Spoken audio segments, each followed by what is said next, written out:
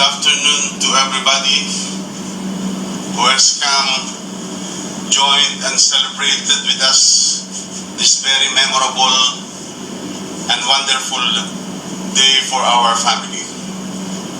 We thank the Almighty for giving her this very rare chance of reaching this age, which is only given to deserving individuals and human beings like her.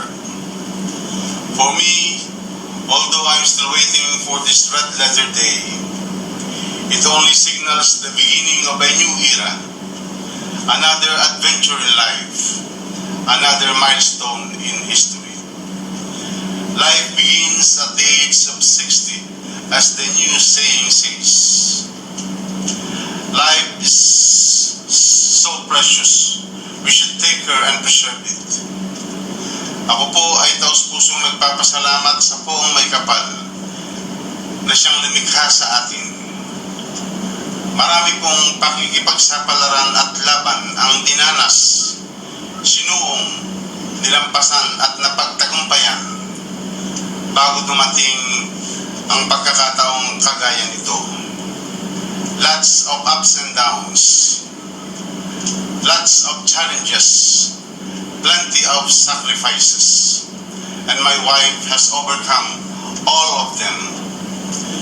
Thanks so much, Lord, for your full support, for your never-ending help, for your guidance and protection, and for showing and guiding us the path to your kingdom. My wife, Eden, I'm very thankful to you.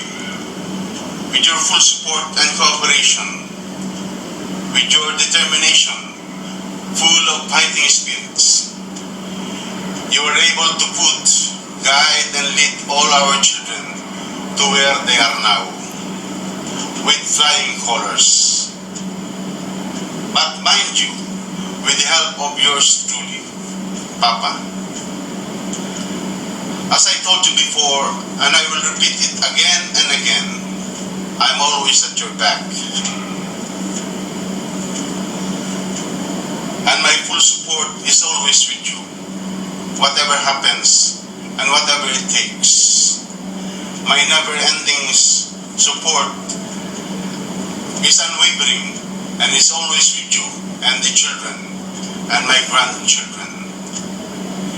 In all, we're blessed to have 6 grandchildren: Lance Boy, Yayan, RJ, Summer, Daphne, and Nene.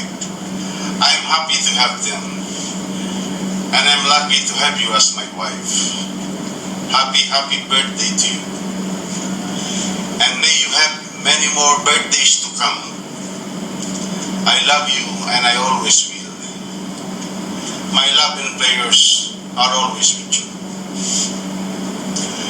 On behalf of my family, my wife, and I would like to thank everybody and those who have come and spent their time with us in celebrating this momentous and wonderful occasion, which happens once in a lifetime. This celebration would not be a success without the full support of my children, my daughter-in-laws, my grandchildren, who has been instrumental in the preparation stage of this wonderful occasion. Thanks to all my children for your unwavering support.